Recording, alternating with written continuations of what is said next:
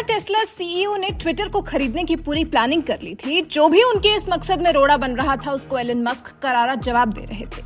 लेकिन अब लग रहा है जैसे एलन मस्क के हाथ नहीं आ पाएगा ट्विटर। लग रहा है जैसे एलन मस्क का ट्विटर अपने नाम करने का इरादा एक सपना बनकर ही रह जाएगा, क्योंकि ट्विटर के बोर्ड ऑफ डायरेक्टर्स जिन्हें इस डील से एतराज है वो एलन मस्क की ट्विटर हासिल करने की जिद का तोड़ ले आए हैं।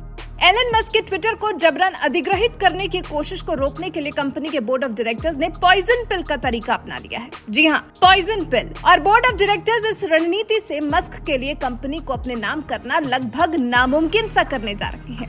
अब मस्क के लिए ट्विटर को टेक ओवर करना इतना आसान नहीं रहा जितना कि वो समझ रहे थे। माना जा रहा है कि ट्विटर के बोर्ड ऑफ डायरेक्टर्स की तरफ से ये टेस्ला सीईओ को एक जबरदस्त झटका है। तो अब सवाल ये कि क्या होती है पॉइजन पिल जिससे दुनिया के सबसे अमीर आदमी को ट्विटर के बोर्ड ऑफ डायरेक्टर्स ने झटका दे दिया है। तो आपको बता दें, पॉइजन पिल एक ऐसी रणनीति है जिसका इस्तेमाल तब किया जाता है जब कोई शख्स या ग्रुप जबरन किसी कंपनी को टेक ओवर करने की कोशिश करता है। ट्विटर के मामले में भी ऐसा ही है। इस पॉइजन पिल के तहत उस शख्स या ग्रुप के लिए कंपनी को टेक ओवर करना मुश्किल हो जाता है। जैसे कंपनी कुछ छूट के साथ दूसरों की कंपनी के अतिरिक्त शेयर खरीदने की अनुमति दे देती है।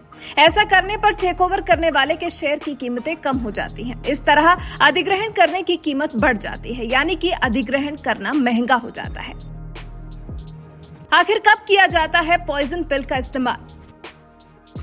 पॉइजन पिल का इस्तेमाल ऐसे वक्त में किया जाता है जब कंपनी को लेकर इमरजेंसी की स्थिति बन जाए। इस रणनीति के तहत कंपनी के बोर्ड ऑफ डायरेक्टर्स अपने खास अधिकारों का इस्तेमाल करते हैं और टेक ओवर करने वाले के लिए बड़ी मुश्किलें खड़ी हो जाती हैं।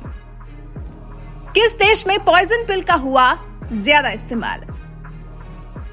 1980 के दशक में जबरन अधिग्रहण रोकने की इस रणनीति का इस्तेमाल सबसे ज्यादा अमेरिका में हुआ।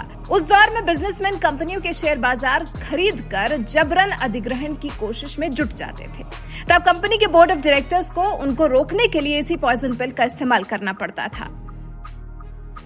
सोचिए, 1980 के दशक के बाद अब जब एलन मस्क के लिए इस पॉइजन पिल का इस्तेमाल किया जा रहा है, तब ये शब्द चर्चा का विषय बना है।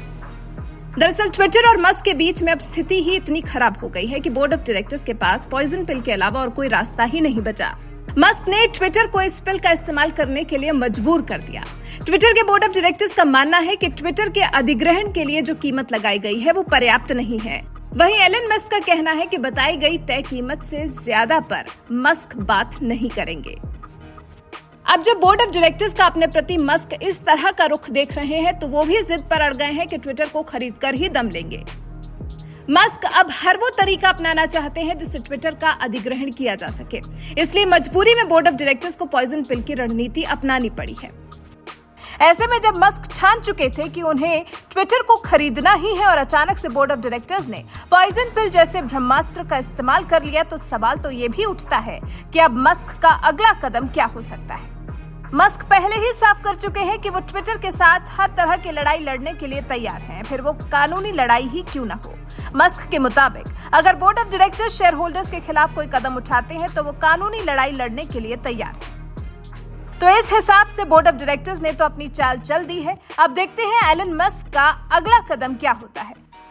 वैसे आपको क्या लगता है, क्या पॉइजन पिल के इस्तेमाल के बाद भी Tesla CEO Elon Musk Twitter को अपने नाम कर पाएंगे? इस पर आपकी राय हमें कमेंट कर जरूर बताएं।